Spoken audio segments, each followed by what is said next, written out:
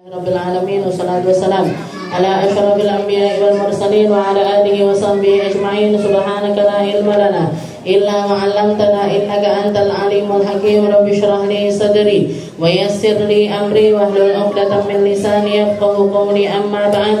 Alhamdulillah ala ni'matil Islam, alhamdulillah ala ni'matil iman, wa kafa biha min ni'mah. Alhamdulillah, segala puji bagi Allah Subhanahu wa taala. Malam hari ini kita kembali duduk bersama-sama ngaji tentang perkara sholat, ngaji tentang perkara pertama yang akan ditanyakan oleh Allah Subhanahu wa ta'ala di akhirat kelak. Salah satu syariat yang menjadi syariat yang terpenting. Kalau syariat-syariat yang lainnya Allah Subhanahu wa ta'ala mengirimkan perintahnya lewat Nabi, lewat malaikat Jibril untuk disampaikan kepada Nabi kita Nabi Muhammad sallallahu alaihi wasallam. Tapi terkhusus untuk perkara sholat, Allah Subhanahu wa ta'ala mengundang langsung nabinya, manggil langsung nabinya, ngangkat langsung nabinya, dibikin dengan undangan yang luar biasa cantik, dengan rihlah yang luar biasa indah, sehingga diabadikan di dalam Al-Quran. Subhanalladzi asra bi'abdihi laylan minal masjidil harami ilal masjidil aqsa alladzi barakna haulahu linuriyahu min ayatina. Allah Subhanahu wa ta'ala mengatakan, maha suci Allah yang memperjalankan hambanya. Jadi Nabi Muhammad ketika menerima perintah untuk melaksanakan sholat, beliau dikasih trip sama Allah Ta'ala, dikasih satu perjalanan, dikasih tiket. Orang berangkat sendiri sama diberangkatin itu kan selalu berbeda. Gitu.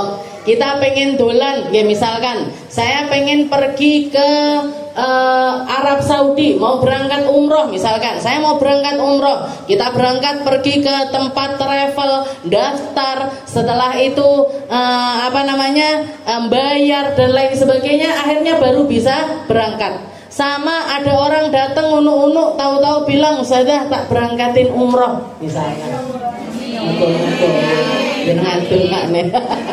Jadi kan rasanya sudah berbeda, perasaannya sudah lain. Atau seperti salah satu kisah di Afrika saya pernah baca, saya pernah baca satu artikel, ada orang dusun di atas gunung sana, ada satu orang di satu desa sing istilahnya desa yang luar biasa petit ngoten, tahu-tahu kelihatan ada satu kapal, bukan kapal besar tapi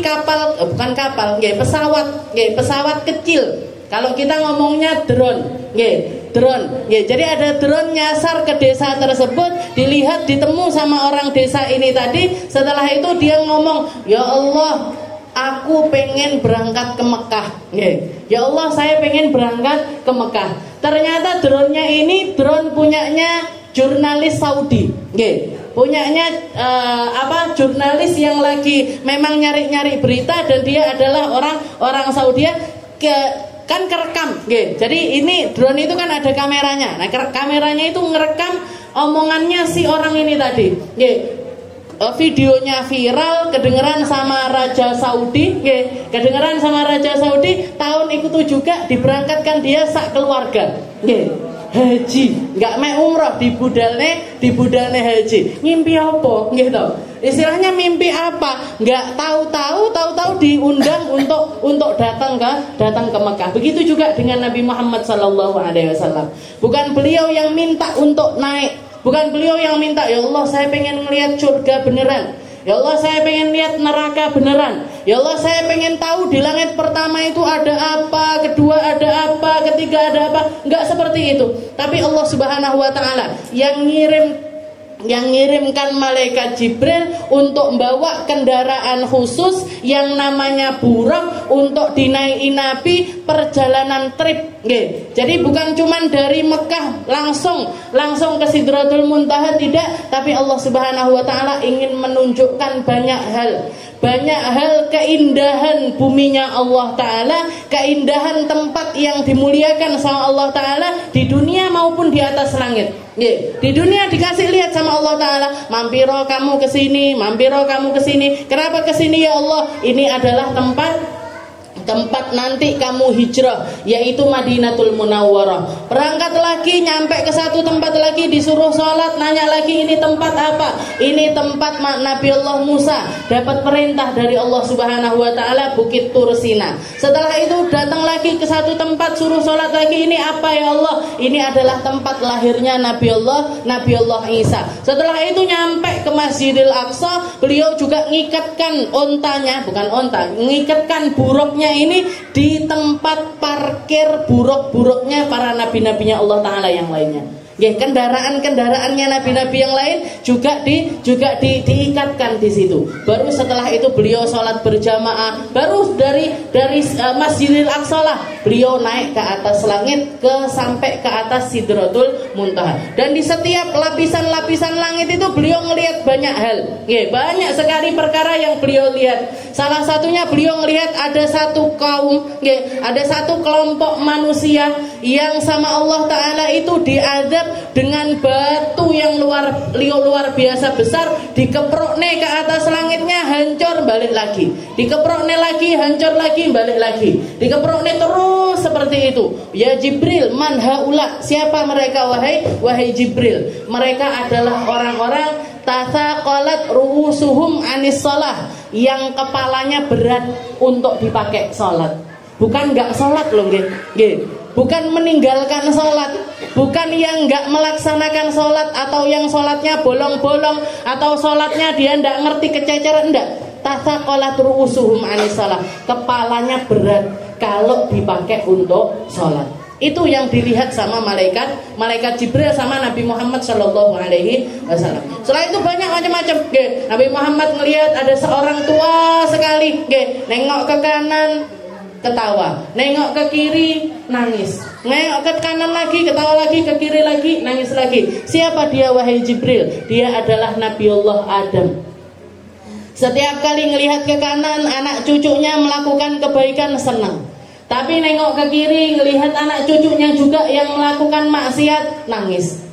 Jadi hal-hal semacam itu linuriyahu min ayatina. Allah Ta'ala memang sengaja memperlihatkan hal-hal yang semacam itu kepada Nabi Muhammad SAW agar Nabi Muhammad bisa ngasih tahu sama orang-orang, ngasih tahu, menceritakan kepada umatnya tentang bukti-bukti kemahakuasaannya Allah Subhanahu wa Ta'ala, sampai dapat perintah untuk melaksanakan sholat. Setelah itu juga dikatakan as-shalah awwalu syai'in, awwalu ma yuhasabu milal insani as-shalah. Perkara pertama yang nanti akan ditanyain sama Allah Ta'ala tentang sholat kita, bukan tentang puasanya kita, bukan tentang harta kita, bukan tentang anak kita, bukan tentang rumah tangga kita, tapi yang pertama ditanya adalah tentang perkara sholat. Kalau perkara sholatnya lancar, kalau perkara sholatnya sudah benar, yang lainnya lebih gampang. Tapi kalau sudah perkara sholatnya nggak benar, burine tambah angel. Sama persis seperti keadaannya orang ketika di alam kubur.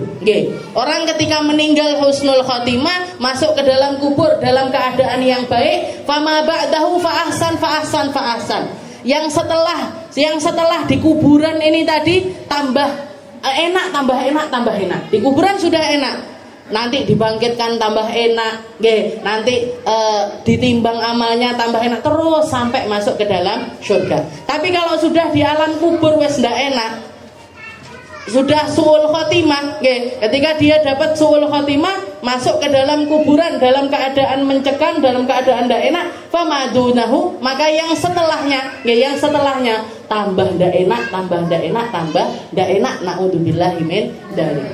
Jadi duduknya kita di sini ngaji, kenapa kok yang dipelajari ini tentang perkara haid? Karena haid ini kaitannya sama sholatnya kita. Lek genah kalau kita ngerti tentang bagaimana aturannya haid, mana yang istihadah, mana yang nifas, kapan saya memang wajib sholat, mana kapan saya yang memang tidak boleh untuk sholat. Tahu, ngerti, maka ini yang akan buka, karena miftahus sholah at-tahur, kuncinya sholat itu ada di dalam toharohnya kita.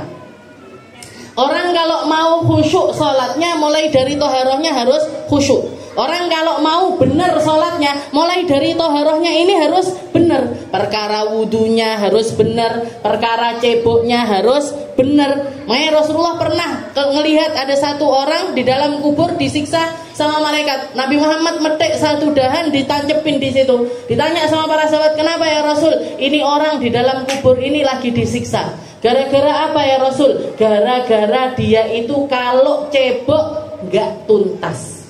Kalau istinja ndak beres. Nggih, kalau istinja ndak beres. Seringkali tidak melakukan istibro. Nggih, istibro itu nggak dituntaskan. Jadi pipis ke susu-susu, nggih, ke susu-susu, akhirnya dia setelah cebok berdiri ndak kerasa kalau dari kemaluannya itu masih ngalir kencing. Nggih. Bajunya akhirnya kena kencing, kakinya akhirnya kena kencing, sholat dia, nggih, sholat bawa kencing, padahal kencing itu adalah sesuatu yang najis, nggih, sesuatu yang najis. Jadi perkara ceboknya kita, perkara mandinya kita, perkara wudunya kita, perkara haid, nifas dan lain sebagainya, itu adalah kunci kita untuk memperbaiki sholat kita. Nggih, lek melek apik bener aja, nggak usah yang khusyuk, yang nggak usah seperti itu. Tapi bener aja. Kalau toharohnya bener, sholatnya insya Allah bener. Nggih, insya Allah sholatnya itu bener. Tapi kalau sudah toharohnya nggak beres, nggak ngerti, nggak peduli, nggak mau tahu tentang perkara ilmu toharoh, maka kecil kemungkinan sholatnya itu akan menjadi sholat yang benar. Ya, kecil kemungkinannya sholat itu akan menjadi sesuatu yang benar. Jadi kita lanjutkan. Kalau kemarin kita bahas tentang darah ketika seseorang mengalami kehamilan, masih tentang perkara suci di antara dua darah di dalam satu haid dan lain sebagainya. Sekarang kita masuk ke ad-darsu tsalits, pelajaran yang ketiga, at-tuhru minal haidi wan nifas. Kalau ada yang mau ditanyakan boleh ditulis, terus ditaruh di sini. Jangan nanti pas bubaran saya dicegat di situ. Sudah nanya. Atau lendak gitu WA. Kemarin saya dapat pertanyaan lucu. Ustazah, saya itu takut sama malaikat mungkar nakir sama malaikat Israel. Dari sekarang tak fatihai terus boleh apa enggak? Dari sekarang tak sogok fatihah dulu gimana? Boleh apa enggak? Monggo, silahkan. Kenalan cari tahu dulu fatihah. Atau kalau gitu minta temui saya di alam mimpi saya, biar nanti waktu dicabut janjian dhisik. Nggak apa-apa, silahkan. Jadi ada yang nanya seperti monggo, boleh, silahkan. Dan kalau kita nanya, istilahnya kalau ketika kita bertanya itu manfaatnya bukan cuma untuk satu orang. Kalau kita nanya pribadi yang dapat manfaat cuma jenengan. Tapi kalau jenengan nanya di forum, yang tahu jadi banyak orang. Yang ngerti jadi banyak orang. Kalau gini begini, kalau begini begini. Lah isin tekok langsung jenengan tulis. Kepada yang tercinta ustazahku, taruh di sini nanti saya bacakan. Jadi seperti itu. Jadi setelah membahas tentang perdarahan, perdarahan yang ada di dalam haid. Sekarang pelajaran yang ketiga, at-tuhru minal haidi wan nifas.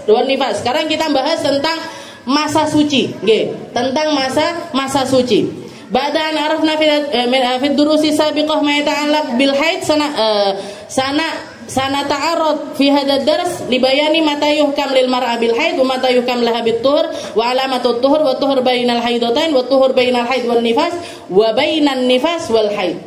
Yang pertama yang dibahas di sini, saya ingin memperkenalkan satu istilah lagi. Di dalam ilmu haid itu, ada yang namanya mubtadi'ah, ada yang namanya mu'tadah. Ada yang namanya mubtadi'ah, ada yang namanya mu'tadah. Apa itu mubtadi'ah? Mubtadi'ah itu perempuan yang pertama kali mengalami haid. Perempuan yang pertama kali mengalami haid itu namanya adalah mubtadi'ah. Bada'a yabda'u, awal atau memulai. Perempuannya namanya mubtadi'ah, perempuan yang pertama kali mengalami haid. Setelah itu ada juga istilah namanya mu'tadah. Apa itu mu'tadah? Perempuan yang terbiasa haid, sudah punya siklus haid, sudah punya masa lalu mengalami haid. Maka namanya adalah mu'tadah. Muqtadiah perempuan yang pertama kali haid, mu'tadah perempuan yang sudah terbiasa haid. Kalau kemarin kita bahas kapan perempuan itu dihukumi haid, kapan perempuan itu dihukumi jadi di sini dikatakan mata yuhkam lil mar'ah bil haid, kapan perempuan itu dihukumi bisa mengalami haid. Maka ketika perempuan itu, jadi kok kaidahnya dua, ada muqtadiah, ada mu'tadah. Kalau perempuan itu pertama kali mengalami haid, maka syaratnya adalah dia harus berusia 9 tahun kurang 16 hari. Jadi kalau perempuan pertama kali mengalami haid, maka syaratnya ada di dalam usianya. Ada di dalam usianya.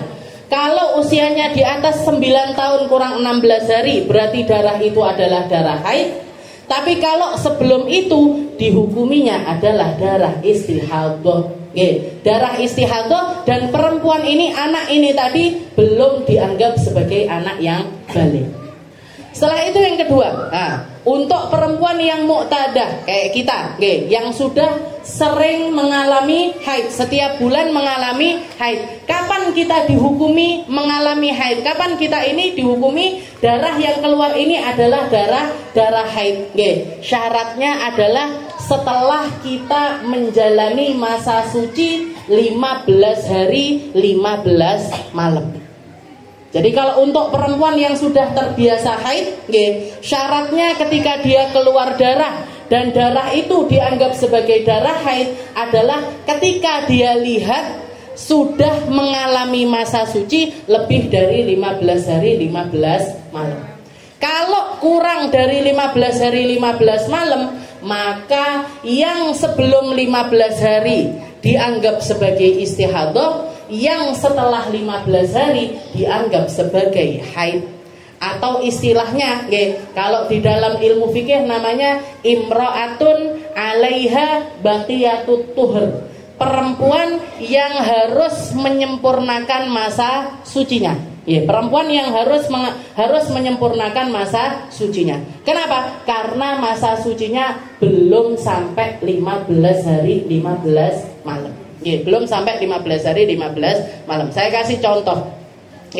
Misalkan ada seorang perempuan haid, ada seorang perempuan haid keluar darah 10 hari. Keluar darah bulan Januari, dia keluar darah 10 hari. Suci 10 hari, keluar darah lagi 10 hari. Jadi haid atau keluar darah 10 hari. Setelah itu suci 10 hari.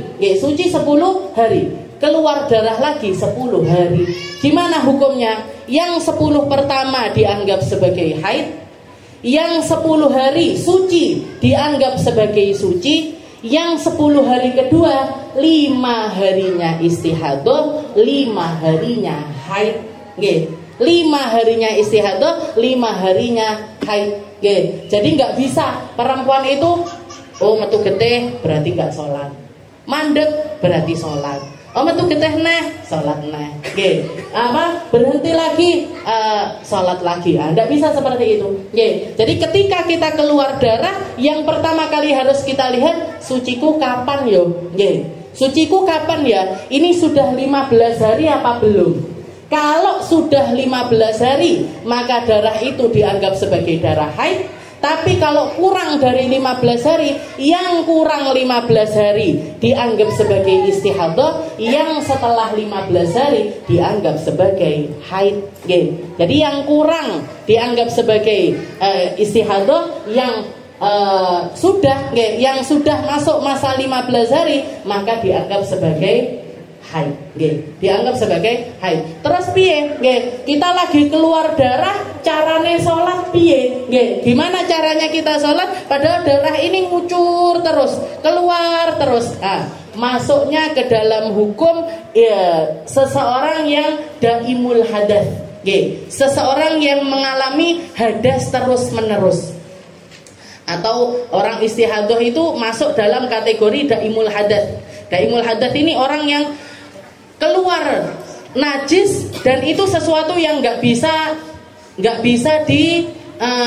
diampet-ampeti. Nggak bisa diampet-ampeti. Pancen metu terus. Kayak apa? Kayak perempuan yang keputihan terus-terusan atau besar terus-terusan, pipis terus, netes terus. Atau juga banyak orang ngalamin yang namanya ambeien, dari duburnya keluar darah terus, piye ini orang-orang yang mengalami daimul hadas gini ini harus sholat apa enggak? Tetap wajib sholat. Kalau memang dia mau sholat, dia tetap wajib untuk melaksanakan sholat. Tapi cara sholatnya berbeda. Bukan cara sholatnya yang berbeda, cara toharohnya berbeda. Jadi perempuan yang daimul hadas ini, mulai dari niatnya wudu beda, caranya wudu juga berbeda. Terus aturan dari wudunya juga berbeda. Mirip seperti seseorang yang melaksanakan sholat dengan tayamum. Orang kalau tayamum, satu tayamum itu cuman bisa dipakai untuk 1 kali sholat fardu. Tapi berapapun sholat sunnah, jadi sholat fardunya cuma bisa dipakai untuk sekali. Tapi sholat sunnah, setelah itu ngaji, megang Quran dan lain sebagainya tetap bisa jalan. Jadi perempuan yang mengalami daimul hadas itu, atau istihadah lah gampangnya, perempuan kalau lagi istihadah, carane wudu piye? Caranya dia wudu itu bagaimana? Pertama yang harus dilakukan adalah nunggu masuknya waktu sholat. Jadi perempuan ketika daimul hadas ndak bisa wudu sebelum masuknya waktu sholat. Nggak kayak kalau lagi kita biasa aja, lagi ndak nyapo-nyapo, misalkan kita lagi nganggur jam 11 siang misalkan, jam 11 siang kita lagi mandi, mandi jam 11 siang, wudu pisan. Keluar dari kamar mandi jam 11:15, belum duhur, nunggu sampai adzan duhur, habis itu langsung sholat. Gimana sholatnya orang ini? Sah-sah aja, wudunya itu tadi bisa dipakai. Kenapa? Karena dia nggak kenapa-kenapa. Tapi kalau orang yang daimul hadas, yang pipis terus, yang kencing terus, bahkan juga banyak ngentut terus, enak wong ngentut terus, banyak. Orang-orang yang sepuh-sepuh itu banyak curhat sama saya. Metu kok jeding ngentut. Saya arep takbir ngentut. Jadi sholat, tengah-tengah sholat mau rukuk ngentut neh. Piye ini? Saya sholatnya ini gimana? Disumpeli burine nih.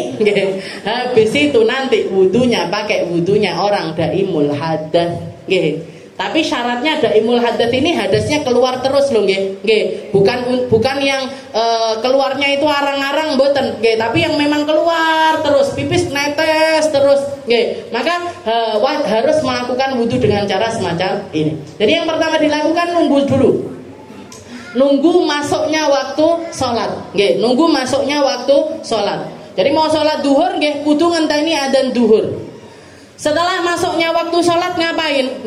Ke kamar mandi cebok, dibersihkan bagian kemaluannya, dibersihkan bagian. Jadi cebok itu menjadi sesuatu yang wajib, istinja itu menjadi sesuatu yang wajib.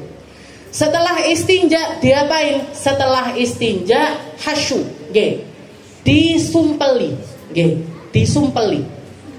disumpeli kate opo saya yo pakai, kalau sekarang gampang, ada softtek ada pembalut dan lain sebagainya, jadi harus dikasih penahan. Di mana? Di bagian yang memang jadi masalah, di bagian yang memang jadi masalah. Jadi kalau misalkan masalahnya di kemaluan bagian depan, yo softteknya ditaruh di depan, Kalau masalahnya di belakang, yo ditaruhnya di belakang. Ojo ngentutan, softteknya ditaruh depan. Jadi tergantung situasi yang harus diperbaiki nih tadi. Yang memang harus diselesaikan masalahnya. Jadi disumpeli dulu, disumpeli. Dan nyumpeli ini hukumnya wajib. Nyumpeli ini juga hukumnya adalah wajib. Jadi ditaruh, kalau istihadah ngoten ditaruh softtek yang sesuai dengan kondisi istihadahnya. Misalkan saya istihadah darahnya banyak sekali, jangan pakai panty liner, jangan disumpeli pakai apa? Panty liner, itu nggak bocor, pakai softtek yang besar, pakai softtek kalau banyak sekali, pakai yang 30 cm, apa pakai yang 42 cm. Pakai sing 60 cm pisan. Lek parah sekali pakai pampers. Pakai pampers sembarang. Jadi tergantung sama masalahnya. Di depan taruh depan, belakang taruh belakang. Nah, ini menjadi sesuatu yang wajib. Setelah itu ngapain? Setelah dikasih pembalut ngapain? Wudu. Langsung wudu. Dan ini harus urut. Setelah itu harus langsung, istilahnya nggak oleh cebok seleh-halih-hase ngopi se bar ngono wudu, nggak bisa, harus langsung. Kalau wudu kita biasa nggak masalah. Jadi mualah itu bukan sesuatu yang wajib. Mualah itu bukan sesuatu yang wajib. Misalkan saya iseng mau berangkat ke Surabaya, wudu, cuci mukanya di rumah. Engko budal mampir Blitar, basuh tangan. Budal mampir Jombang, basuh kepala. Nyampe Surabaya, basuh kaki. Habis itu sholat di Surabaya. Gimana hukumnya? Boleh. Kalau kita nggak kenapa-kenapa, wudu seperti itu nggak apa-apa, nggak masalah. Tapi kalau orang lagi masalah seperti ini nggak bisa. Harus mualah. Mualah itu menjadi sesuatu yang wajib. Jadi disumpeli. Disumpeli, setelah dikasih pembalut, setelah itu wudu. Niat wudunya berbeda. Niat wudunya enggak seperti kita biasa nawaitul wudu li raf'il hadatsil asghar, fardhan lillahi ta'ala, boten. Tapi niatnya nawaitul wudu'a listibahati fardhis shalah. Nawaitul wudu'a listibahati fardhis shalah. Nawaitul wudu' listibahati fardhis shalah. Kalau enggak hafal bahasa Arabnya, pakai bahasa Indonesia. Saya niat wudu agar saya diperbolehkan untuk melaksanakan sholat fardu. Saya niat wudu agar saya diperkenankan untuk sholat fardu. Kenapa kok agar saya diperkenankan? Karena sebenarnya saya nggak bisa melaksanakan sholat fardu dengan cara normal. Ini hadas keluar terus. Ini hadas keluar terus. Toharoh saya nggak sempurna, wudu saya nggak sempurna. Maka niatnya nawaitul wudu listibahati fardis sholat. Saya niat wudu agar saya diperkenankan untuk melaksanakan sholat. Nanti setelah wudu, setelah selesai wudu, harus langsung melaksanakan sholat. Istilahnya toleransinya dia hanya boleh melakukan perkara-perkara yang menjadi penunjang kesempurnaan sholat. Yang jadi penunjang kesempurnaannya sholat. Kayak apa? Kalau perempuan pakai mukena. Setelah itu bleber sajadah, nungguin imam sholat. Berarti istihadah sholat di masjid boleh. Nunggu imam di masjid boleh. Nungguin imam boleh. Tapi imamnya senangannya telat sampai setengah jam, nggak masalah. Darahnya keluar terus, nggak masalah. Selama kita wudu dengan cara semacam ini, berapa banyak pun yang keluar, like ngentutan yo tatu terus ngoten, gimana ini sholatnya sah?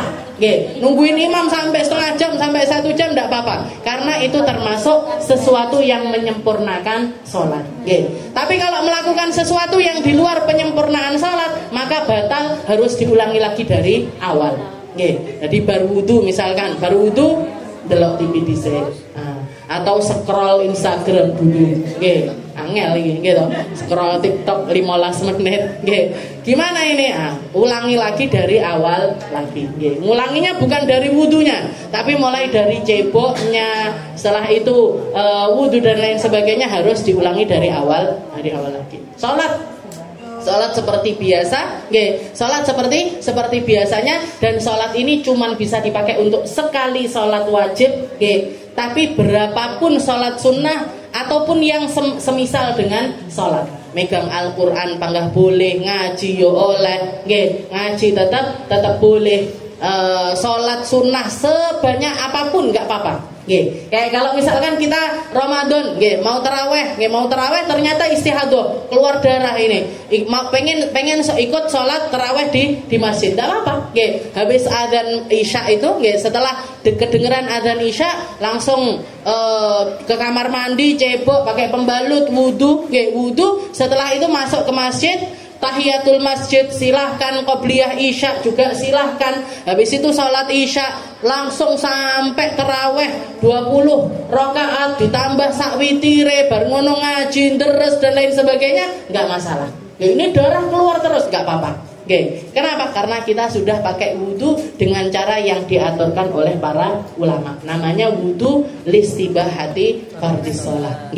Jadi istibahah, namanya wudu istibahah. Wudu agar diperbolehkan. Wudu agar diperbolehkan untuk melaksanakan sholat fardu. Jadi kapan perempuan dihukumi haid? Kalau dia mubtadi'ah, patokannya pakai umur, yaitu 9 tahun kurang 16 hari. Tapi kalau misalkan dia adalah perempuan yang mu'tadah atau sudah terbiasa melaksanakan, sudah terbiasa mengalami haid, maka minimalnya adalah 15 hari 15 malam. Jadi kalau untuk suci ini ada minimalnya, ada minimalnya dan tidak ada maksimalnya. Jadi suci tidak ada maksimalnya. Perempuan misalkan ada yang haidnya sebulan sekali, ada yang haidnya 2 bulan sekali, ada yang setahun sekali, ada yang setahun sekali. Berarti siklusnya gimana? Siklusnya setahun, satu kali haid. Kalau misalkan dia nanti jalanin iddah misalkan cerai, habis itu mengalami iddah, harus jalankan yang namanya iddah. Iddah cerai itu kan 3 kali sucian, 3 kali siklus, berarti 3 tahun, 3 tahun. Kalau siklusnya dia memang 1 tahun sekali. Setiap perempuan macam-macam, beda-beda. Tapi yang penting, yang pasti minimal suci adalah 15 hari 15 malam dan tidak ada maksimal suci. Tidak ada maksimal suci. Jadi itu, at-tuhur bainal haidotain. Suci antara 2 haid. Haid yang pertama dengan haid bulan kedua minimal sucinya adalah 15 hari 15 malam. Setelah itu selanjutnya at-tuhur bainal haid wan nifas. Sekarang kita gabungkan dengan nifas. Karena perempuan tidak cuma mengalami haid, tapi ada kalanya mengalami nifas. Kalau antara haid dengan haid minimalnya adalah 15 hari 15 malam. Tapi kalau antara haid dengan nifas, antara haid dengan nifas ini tidak ada minimal masa suci. Tidak ada minimal masa suci. Jadi bisa, jadi mungkin ada perempuan yang haid nyambung langsung sama nifas. Haid nyambung langsung sama nifas. Kayak gimana contohnya? Ada perempuan sudah gerengsengi, jadi hamil 9 bulan sudah mau melahirkan. Ternyata seminggu sebelum melahirkan keluar darah deras banget kayak orang yang lagi haid. Selama 7 hari dia mengalami haid. Habis itu lahiran. Setelah melahirkan bayinya keluar langsung mengalami nifas. Gimana ini hukumnya? Gak ada jeda antara haid dengan nifas, gak masalah. Kenapa? Karena antara haid dengan nifas tidak ada minimal masa suci. Tidak ada minimal masa suci. Ini haid dulu, baru setelah itu nifas. Haid dulu, baru setelah itu nifas. Yang terakhir nifas dulu, setelah itu haid. Nifas dulu, setelah itu haid. Dikatakan di sini at-tuhur bainan nifas wal haid. Kalau suci antara nifas dengan haid, at-tuhur bainan nifas wal haid lahu halan. Kalau jeda antara nifas dengan haid itu keadaannya ada 2 macam. Keadaannya ada dua macam. Ada perempuan yang sucinya itu di tengah-tengah masa nifas, di tengah-tengah masa nifas. Maksimalnya nifas kan 60 hari, Maksimalnya nifas adalah 60 hari. Kalau perempuan mengalami nifas, setelah itu mengalami haid di masa 60 hari, di masa 60 hari, maka minimal masa sucinya adalah 15 hari 15 malam. 15 hari 15 malam. Kalau kurang dari 15 hari 15 malam, yang darah kedua masih dianggap sebagai darah nifas. Masih dianggap sebagai darah nifas. Saya kasih contoh. Ada perempuan lahiran. Setelah dia melahirkan, langsung keluar nifas. Langsung keluar darah nifas. Berapa hari kamu nifasnya? Saya keluar darah 20 hari. Saya keluar darah 20 hari. Setelah itu suci. Berapa hari sucinya? 10 hari. Habis suci 10 hari, keluar darah lagi 10 hari. Keluar darah lagi 10 hari. Habis itu suci lagi 10 hari. Habis itu keluar darah lagi 10 hari. 60 hari jadinya. Jadi 20 hari keluar darah, 10 harinya suci, 10 hari darah lagi, 10 hari suci lagi, 10 hari darah lagi. Gimana ini? Saya nifasnya berarti berapa hari? Nifasnya berarti 60 hari. Nifasnya dia adalah 60 hari. 20 hari itu dianggap nifas, 10 hari juga nifas, 10 hari darah nifas lagi, 10 hari suci lagi nifas lagi, 10 hari yang terakhir juga dianggap nifas. Kenapa kok dianggap nifas semuanya? Karena jarak antara darah pertama dengan darah kedua dan selanjutnya masa sucinya kurang dari 15 hari 15 malam. Kurang dari 15 hari 15 malam. Maka darahnya itu tadi semuanya masih dianggap sebagai darah nifas. Tapi kalau suci yang nyela-nyelain ini tadi lebih dari 15 hari, maka darah kedua dianggap sebagai darah haid. Contohnya, orang nifas, melahirkan, habis lahiran keluar darah 20 hari, suci 20 hari, keluar lagi darah 20 hari, 20 hari darah, 20 hari suci, 20 hari lagi darah. Gimana ini hukumnya? Yang 20 hari adalah nifas, yang 20 hari adalah suci, yang 20 hari lagi haid bercampur dengan istihadah. Haid bercampur dengan istihadah. Nanti kita tinggal ngelihat, darahnya bisa dibedakan apa enggak. Kalau bisa dibedakan, yang kuat yang haid, yang lemah yang nifas. Yang lemah yang istihadah. Tapi kalau enggak bisa dibedakan darahnya, dikembalikan ke kebiasaannya dia yang terakhir sebelum dia mengalami nifas. Jadi haidnya terakhir saurungnya 9 bulan sebelumnya, ya sudah. Kayak catatan hilang piye? Makanya harus penting untuk dicatat. Jadi seperti itu. Jadi kalau minimal suci antara nifas dengan haid, antara nifas dengan haid, kita lihat. Kalau berada di masa 60 hari, maka minimal masa sucinya adalah 15 hari 15 malam. Kurang dari itu, darah kedua masih dianggap sebagai darah nifas. Tapi kalau misalkan sudah di luar, kalau yang kedua ini, ayat ba'da mujawazati sittina yauman fala yushtaratu 15 Tapi kalau jarak antara nifas dengan haid di luar masa 60 hari, maka minimal masa sucinya adalah sebentar. Minimal masa sucinya adalah sebentar. Tidak harus 15 hari 15 malam. Jadi misalkan ada perempuan lahiran, setelah dia melahirkan keluar darah nifas. Berapa hari keluarnya? 60 hari. 60 hari full keluar darah terus. Pas hari ke-60, lahirannya subuh misalkan. Hari ke-60 subuh darahnya berhenti. 60 hari pas subuh darahnya berhenti.